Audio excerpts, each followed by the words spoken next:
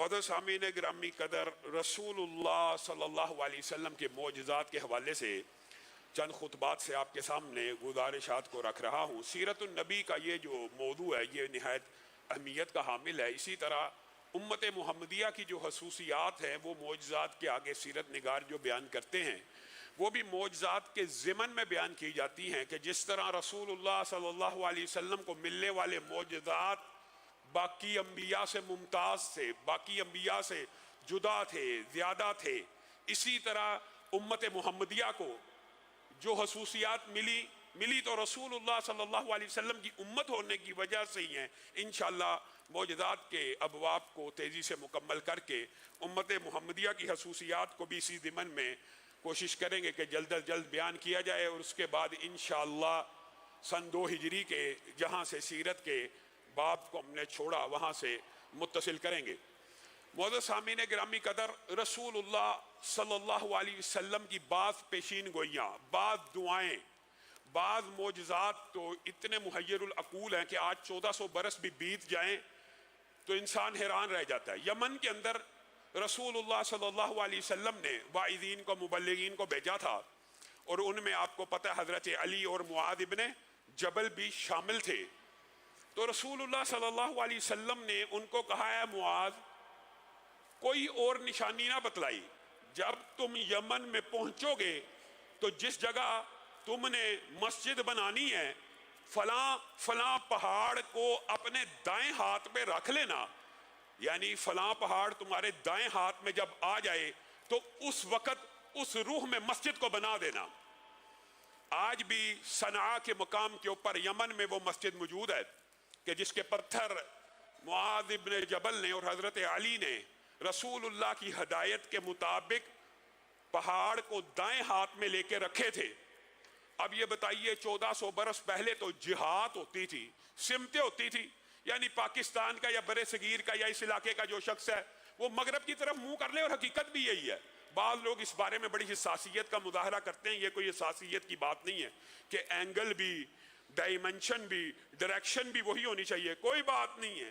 مغرب کی طرف آپ کا چہرہ ہو تو مغرب، آپ کو پتا 2 انتہاؤں کے درمیان کا نام ہے، وہ بڑا لمبا چوڑا ایک فاصلہ ہوتا ہے مغرب کے مابین، بس مغرب کی طرف ہو اس علاقے میں تو آپ کا روح قبلہ روح ہے، یہ ایک عام سی بات ہے۔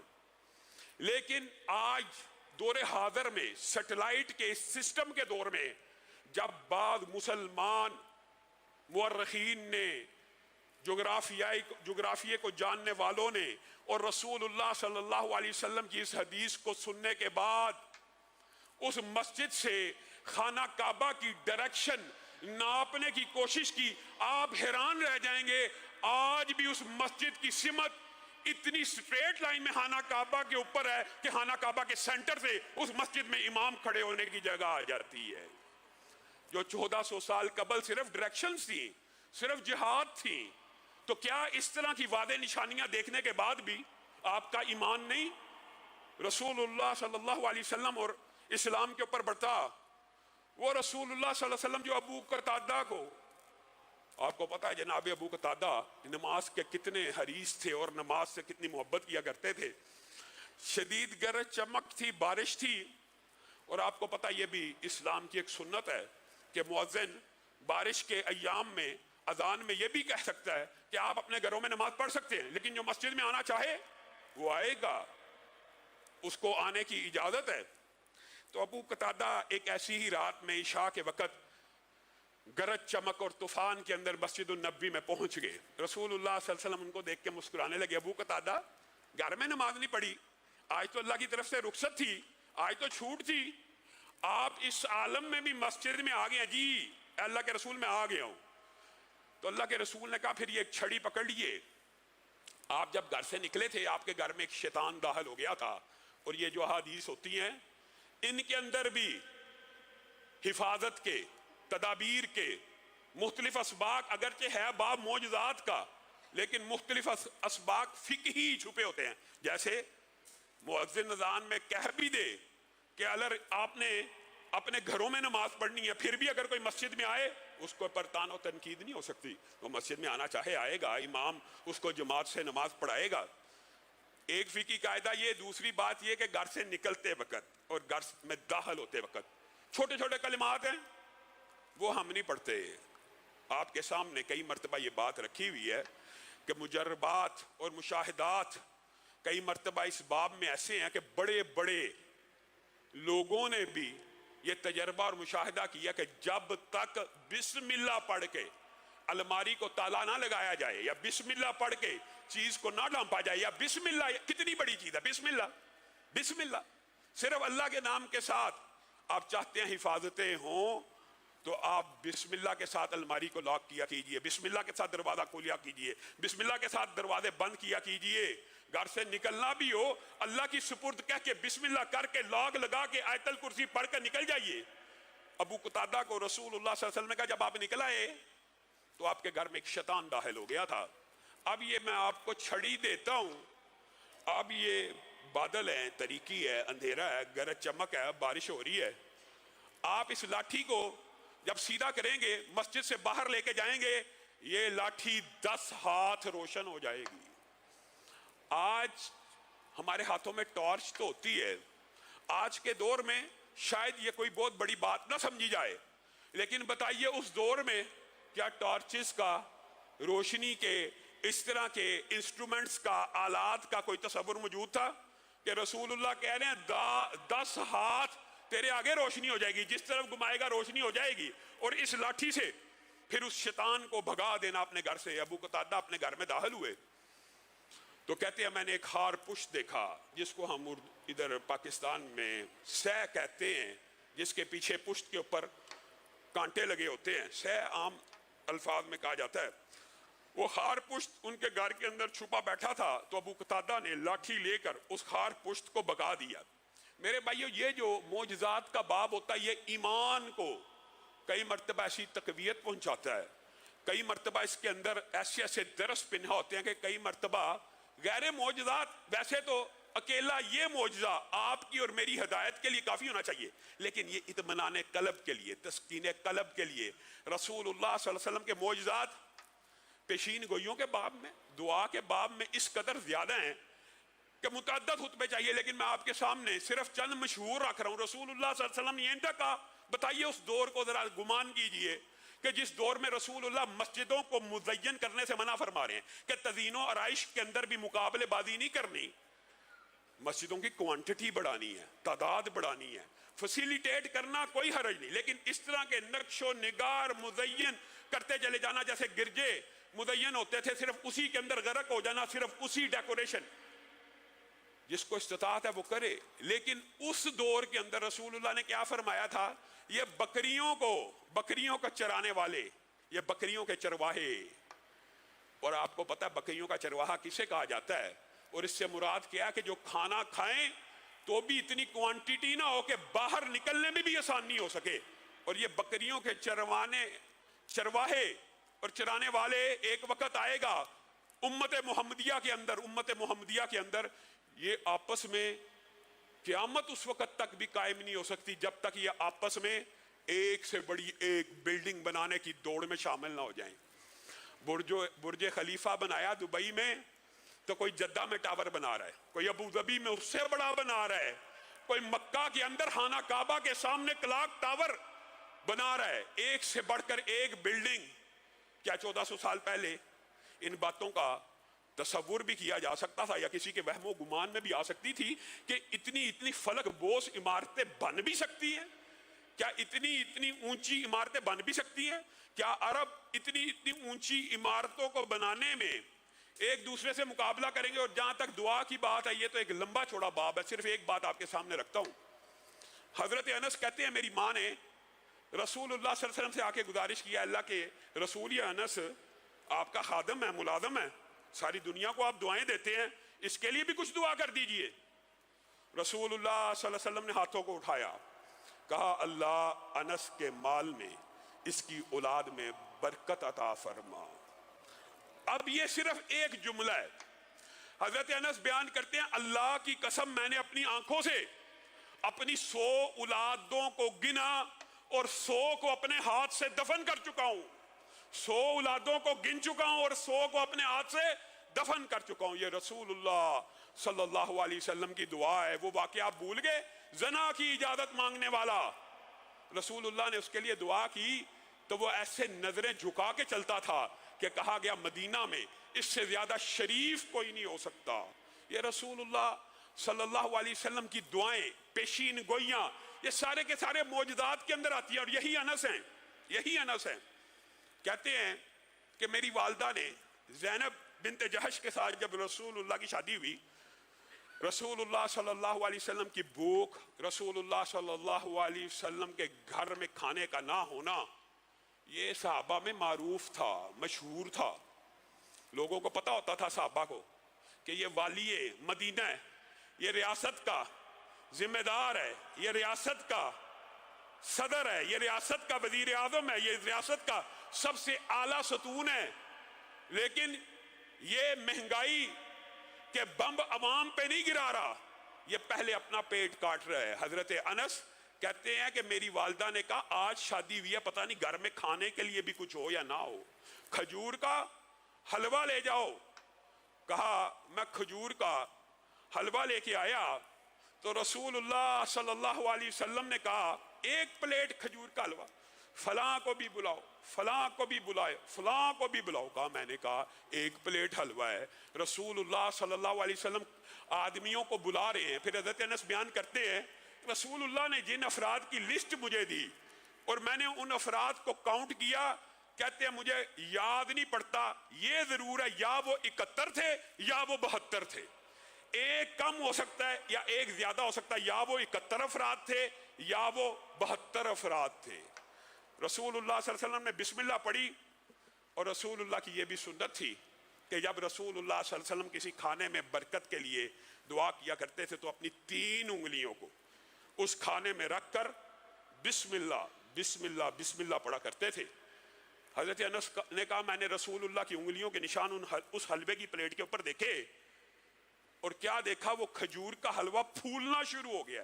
جیسے ہی رسول اللہ بسم اللہ پڑھتے کھجور کا حلوہ پھول جاتا، پھر بسم اللہ پڑھتے پھر کھجور کا حلوہ پھول جاتا۔ 71 بندوں نے اس میں سے حلوہ کھایا، پھر رسول اللہ نے کہا جاؤ زینب کو بھی دے آؤ، جاؤ گھر والوں کو بھی دے آؤ۔ اللہ کی قسم آج بھی اس حلوے کی اندر میں رسول اللہ کے انگلیوں کے نشانات کو جانتا ہوں۔ ابو ہریرہ بھی اس سے ملتا جلتا واقعہ بیان کرتے ہیں کہ ایک رات کو رسول اللہ صلی اللہ علیہ وسلم نے کہا گھر میں پتہ کر کے آؤ، میرے گھر میں کچھ پکا ہوا ہے۔ ماں عائشہ کے گھر سے کھجور کا ہی ایک چھوٹی سی پلیٹ میں حلوہ آیا۔ رسول اللہ صلی اللہ علیہ وسلم نے کہا اصحاب صوفہ کی تو دعوت ہو گئی، اصحاب صوفہ کو بلایا جائے۔ آپ کو پتہ ان کی تعداد بھی، اصحاب صوفہ کی بیک وقت جو دنیا کی سب سے پہلی یونیورسٹی ہے، جو بکواس کرتے ہیں شبر زیدی جیسے کہ مدینہ میں کون سی یونیورسٹی تھی، یہ مدینہ کی اولین یونیورسٹی ہے۔ اور تم کن یونیورسٹیوں کی بات کرتے ہو جن کے اندر پڑھنے والا کبھی فیل ہو گیا کبھی پاس ہو گیا، ڈگری لے بھی آیا، اسلامیات کی بھی لے آیا، عربی کی بھی لے آیا، تو کیا پتا آخرت میں کامیاب ہوا ہے کہ نہیں ہوا۔ یہ فیس کی رسیدیں ہیں، اور شبر زیدی نے جو ہردہ سرائی کی ہے وہ نہایت افسوسناک ہے۔ یہ کس قبیل کے لوگ، یہ کس گماش کے لوگ مسلمانوں پہ جی مدینہ کی ریاست کی بات نہ کرو، وہاں کون سی یونیورسٹی تھی جی؟ یہ اسلام کی پہلی یونیورسٹی اصحاب صفا کی، اور صرف پہلی یونیورسٹی کی بات نہیں ہے، کائنات کا ایک ہی معلم ہے، ایک ہی استاد ہے جس کا ہر شاگرد کامیاب ہے، وہ محمد الرسول اللہ صلی اللہ علیہ وسلم ہے۔ بتائیے کوئی شاگرد ناکام ہوا؟ ایک بھی ناکام نہیں۔ رضی اللہ عنہم، سارے کلن وعد اللہ، ہر ایک سے اللہ تعالیٰ نے جنت کا وعدہ کر دیا۔ کون سا ایسا ٹیچر اور کون سا ایسا استاد ہے جس کے سارے شاگرد پاس ہوئے ہوں؟ واحد ایک استاد۔ یہ اصحاب صفا بیک وقت کبھی 50 ہوتے تھے جو ایک وقت میں بیٹھتے، یہ 60 کبھی 70۔ ابو ہریرہ نے سب کو بلا لیا، سارے کے سارے چلے آئے۔ پھر رسول اللہ صلی اللہ علیہ وسلم نے وہی سنت جو مبارکہ تھی کہ کھانے کے سامنے بسم اللہ پڑھا کرتے تھے۔ بسم اللہ پڑھی، حلوہ پھولنا شروع ہوا، 70 سے زائد صحابہ نے، اور یہاں پہ حدیث کی روایت کے اندر افراد کی تعداد صحابی نے یا راوی نے بیان نہیں کی، یہ علماء کا خیال ہے کہ اصحاب صفا کتنے ہوا کرتے تھے، یعنی کم و بیش 50 سے 80 افراد کے مابین افراد نے اس کھجور کی پلیٹ جو چند لقمے، صرف چند لقمے تھی، اور حضرت علی اس سے بھی بڑا واقعہ بیان کرتے ہیں. حضرت علی کہتے ہیں ایک مرتبہ ابتدائی اسلام کی بات ہے، ابتدائی اسلام کی، ایک مرتبہ رسول اللہ صلی اللہ علیہ وسلم نے حضرت علی کو کہا فلاں فلاں فلاں فلاں سارے بنو عبد المطلب میں سے فلاں فلاں کو بلا لاؤ. حضرت علی کہتے ہیں اللہ کی قسم، علی کہہ رہے ہیں اللہ کی قسم ان میں سے ایک شخص ایک وقت میں ایک ایک بکرا کھا جاتا تھا، اور ایک شخص ایک وقت میں پورا پورا مٹکا شراب کا پی جایا کرتا تھا، شربت کا پی جایا کرتا تھا، نبیذ کا پی جایا کرتا تھا. رسول اللہ صلی اللہ علیہ وسلم نے ان سارے تندرست توانا طاقتور پہلوانوں کو اکٹھا کیا اور ان کے سامنے بطور معجزہ ہی، باقی جگہ پہ تو رسول اللہ نے بسم اللہ برکت کی دعا کر کے صحابہ کو کھلایا، ان اپنے خاندان کے افراد کے سامنے بطور معجزہ نصف کلو جو کے آٹے سے بنی ہوئی روٹی کو رکھا اور ایک پیالی سالن کو رکھا. وہ لوگ جو ایک ایک بکرا کھا جاتے تھے، ان کے سامنے ایک روٹی پڑی اور ایک پیالہ سالن کا پڑا ہو، ان کی کیفیت کیا ہوگی؟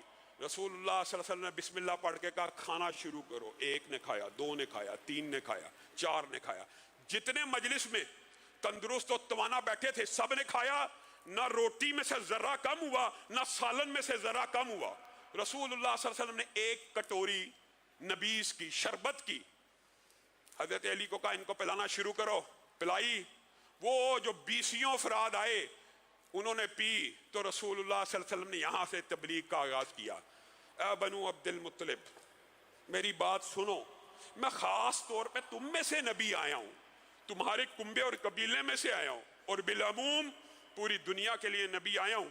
تمہارا یہ فرض بنتا ہے کہ تم پہلے میرے پہ ایمان لے کے آؤ. میں تمہارے کنبے کا ہوں، میں تمہارے قبیلے کا ہوں، اور میں تمہیں اس کی دلیل یہ دیتا ہوں کہ ابھی تم نے جو کھانا کھایا ہے یہ تمہاری آنکھوں دیکھا معجزہ ہے کہ ایک پیالہ تھا، ایک روٹی تھی. رسول اللہ صلی اللہ علیہ وسلم نے اس طرح کے معجزات اور اس طرح کے دلائل و براہین اپنی سیرت میں کم دیے ہیں. جس طرح چاند کے واقعے پہ رسول اللہ نے بطور دلیل قریش مکہ کو کہہ دیا تھا نا کہ اب تم نے جو مانگا تھا تمہارا مطالبہ پورا کر دیا، اب ایمان لے کے آؤ. باقی معجزات میں آپ نے جتنے بھی سنے ہیں رسول اللہ صلی اللہ علیہ وسلم یہ الفاظ نہیں تھے دہراتے. یہاں پہ رسول اللہ نے دہرایا ہے کہ یہ تم نے معجزہ دیکھ لیا ہے، اپنی آنکھوں سے مشاہدہ کر لیا کھانے کا معجزہ، اب کون ہے جو میرے پہ ایمان لے کے آئے گا؟ ہائے قساوت قلبی اور شقی القلبی. اب کون ہے جو میرا بھائی بنے گا؟ اب کون ہے جو دین میں میرا ہمدرد بنے گا، دین کے کام میرے ساتھ کرے گا؟ حضرت علی بے چین ہو کے اٹھ جایا کرتے تھے. اللہ کے رسول میں. رسول اللہ ان کو چپ کر کے بٹھاتے. علی مراد آپ نہیں ہیں، آپ تو میرے ہیں ہی ہیں. کون ہے جو میرا بھائی بنے گا؟ کون ہے جو میرے دعوت کا ساتھ دے گا؟ کون ہے جو میرا ساتھی بنے گا؟ جب سارے خاموش ہو جاتے حضرت علی بے چین ہو کے کھڑے ہو جاتے. اللہ کے رسول میں حاضر ہوں نا، میں ہوں نا، میں حاضر ہوں، میں پیش ہوں. 3 مرتبہ پوچھا، 3 مرتبہ کسی قریشی نے رسول اللہ کا اتنا عظیم الشان معجزہ دیکھنے کے بعد بھی ایمان کو قبول نہ کیا. تو حضرت علی کو رسول اللہ صلی اللہ علیہ وسلم نے گلے سے لگایا، کہا علی تو تو میرا ہے ہی ہے، تو تو میرا ساتھی ہے، تو تو میرا بیٹا ہے، تو تو میرا بھائی ہے. اور اس واقعے کے ضمن میں بات آئی ہے تو یہ بھی سمجھ لیجیے محدثین نے بڑا ایک خوبصورت باب باندھا ہے اس کے ضمن کے اندر، اور یہ بات شاید میں پہلے بھی آپ کے سامنے رکھ چکا ہوں کہ تبت یدا ابی لہب و تب. جب یہ قرآن پاک کی آیت نازل ہوئی تو ابو لہب کو اللہ تعالیٰ نے کہا اس کے 2 ہاتھ ٹوٹے. یہ ابتدائی اسلام کا واقعہ آپ سب جانتے ہیں، ابتدائی اسلام کا. تو اس کی بیوی نے کہا یہ محمد صلی اللہ علیہ وسلم ہماری حجب بیان کرتے ہیں اور ان کا رب بھی اب ہماری مذمت میں آیتیں نازل کرتا ہے. اللہ تعالیٰ نے اس کی بیوی کا حوال بھی بتا دیا. وَامْرَأَتُهُ حَمَّالَةَ الْحَطَبِ. یہ جہنم کے اندر لکڑیوں کا ایندھن بنے گی، آگ کا ایندھن بنے گی، لکڑیاں چنتی پھر یہ چگل ہو رہا ہے، جہنم میں جائے گی. یہاں محدثین نے اس معجزے کے ضمن کے اندر ایک عظیم الشان بات لکھی ہے کہ اللہ کی قسم عقل پہ ایسا پردہ تھا ابو لہب کی، عقل پہ ایسا پردہ تھا. اللہ نے آسمان سے قرآن نازل کر دیا تھا تبت یدا ابی لہب و تب. اور بعض منافقین تھے بعض جن کے نام اللہ تعالیٰ نے مٹا کے رکھ دیے اور جن میں سے بعض کی اطلاع بھی دے دی. بعض منافق تھے، مانتے ہیں 12 کی تعداد تھی، لیکن یہاں پہ ابو لہب کو یہ بھی اللہ نے توفیق نہ دی کہ جھوٹ موٹ سے اسلام کو قبول کر لیتا.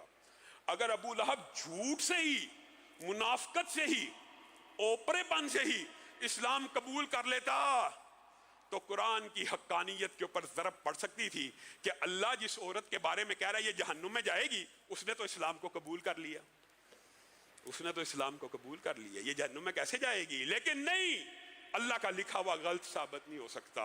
ان کے عقل کے اوپر ایسے پردے پڑے. جنہوں نے ایمان کو نہیں تھا قبول کرنا، انہوں نے معجزات دیکھ کر، یہی ابو لہب ہے جو کہتا تھا اللہ کی قسم میرے بیٹے کے بارے میں محمد صلی اللہ علیہ وسلم نے بددعا دے دی ہے، اب اسے جنگل کا کوئی کتا ضرور کھائے گا. ایمان ایسا ہے. ایسے بے ایمان تھے کئی کہ ان کو یقین بھی تھا کہ بیڑا غرق ہو جانا ہے، لیکن پگ پگڑی، خاندان، کنبہ، قبیلہ، اپنے آباء و اجداد کا دین، اس سے بس ٹس سے مس نہ ہو سکے. اور یہ بات آئی ہے ضمنی طور پہ. تو اسی بات سے آگے ایک جو غلط العام معاشرے میں مشہور ہے کہ یہ بات بھی درست ہے درست، اصحاب فیل کا جو واقعہ وہ صحیح ہے، اور عبد المطلب کی وہ بات بھی درست ہے، طریق سے ثابت ہے. ابراہیم میں تیرے سے بیت اللہ کی حفاظت کی بات نہیں کرنے آیا، اپنے اونٹوں کی بات کرنے آیا، وہ جس کا گھر ہے وہ خود اس کی حفاظت کرے گا. یہ بات درست ہے، ثابت ہے. لیکن کیا یہ کلیہ ہے؟ کیا یہ کلیہ ہے کہ اللہ کے گھروں کی حفاظت اللہ خود کرے گا؟ نہیں، یہ کلیہ نہیں ہے. یہ اللہ کا رحم اور کرم تو ہو سکتا ہے لیکن کلیہ نہیں ہے.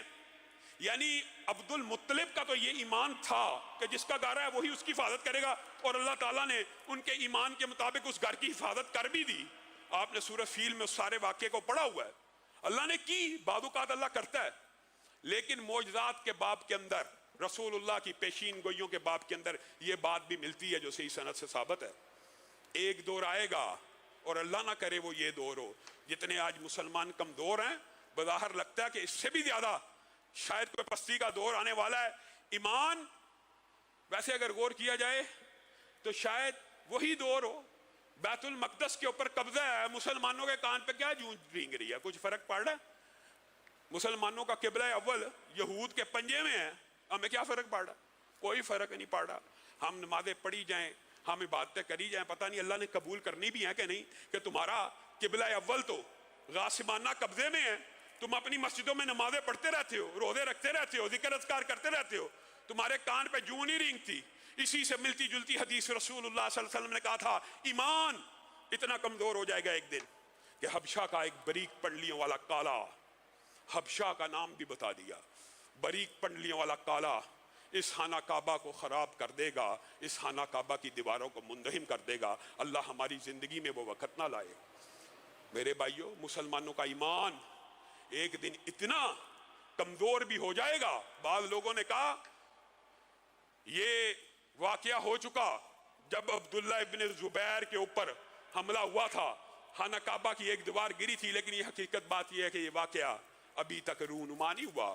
وہ جناب عبداللہ ابن زبیر نے جو خانہ کعبہ کی انہدام کی بات کرتے ہیں، وہ انہوں نے رسول اللہ صلی اللہ علیہ وسلم کی خواہش کے مطابق دیوار کو گرایا تھا اور حتیم کو خانہ کعبہ کے اندر شامل کر لیا تھا. کیونکہ رسول اللہ نے ایک مرتبہ یہ بات کی تھی، اگر مجھے اپنی قوم کی جہالت کا خطرہ نہ ہو تو میں خانہ کعبہ کو انہی خطوط پہ استوار کر لوں جس خطوط کے اوپر سیدنا ابراہیم نے اور اسماعیل نے اس کی بنیاد رکھی تھی. اور آپ سب یہ جانتے ہیں کہ وہ بنیاد جو حتیم ہے، حتیم جو گول دائرہ ہے خانہ کعبہ سے آگے ہے، بنیادی طور پہ خانہ کعبہ کا یہ ڈیزائن تھا، یہ سٹرکچر تھا محراب نما، آگے گول بھی خانہ کعبہ کے اندر شامل تھا. تو عبداللہ ابن زبیر کے دور میں جو دیوار گری تھی یا حتیم کا حصہ بنا، انہوں نے حتیم کو خانہ کعبہ کے اندر ڈال دیا. تو پھر اس دور کے اندر جب ان کے خلاف لشکر کشی ہوئی تو جو مسلمانوں کا حاکم تھا اس نے وہ حتیم کی دیوار کو دوبارہ گرا کر خانہ کعبہ کو چورس بنا دیا. لیکن اس واقعے سے یہ بات سمجھ نہیں آتی کہ اس سے مراد وہ حبشہ کا کالی پنڈلیوں والا، بریک پنڈلیوں والا شخص ہے. وہ واقعہ ابھی رونما ہونا ہے. اور وہ واقعہ کیسے رونما ہوگا؟ جس طرح آج ہم بے بس ہیں، مجبور ہیں. رسول اللہ صلی اللہ علیہ وسلم نے یہ بھی پیشین گوئی کی تھی نا، جب تم دنیا کے پیچھے پڑ جاؤ گے، کھیتی باڑی میں لگ جاؤ گے، جہاد کو چھوڑ دو گے، جہاد کو چھوڑ دو گے تو تم ذلیل اور پست ہو جاؤ گے، اور تمہارا عروج تب تک نہیں آئے گا جب تم واپس جہاد کی طرف منہ نہیں کرو گے۔ وہ دور آ چکا، بیت المقدس کے اوپر گریا زاری رونا اور وویلا کرنے سے کیا وہ آزاد ہو رہا ہے؟ اللہ نہ کرے وہ دور ہماری زندگی میں آئے کہ جب حبشہ کا ایک کمزور پڑیوں والا ایمان اتنا کمزور ہو جائے گا، خانہ کعبہ کے اوپر حملہ آور ہو جائے گا اور مسلمان اس کا دفاع کرنے سے عاجز اور قاصر آ جائیں گے۔ اللہ رب العزت جو کہا گیا، جو سنا گیا، اس کو سمجھنے کی توفیق عنایت فرمائے۔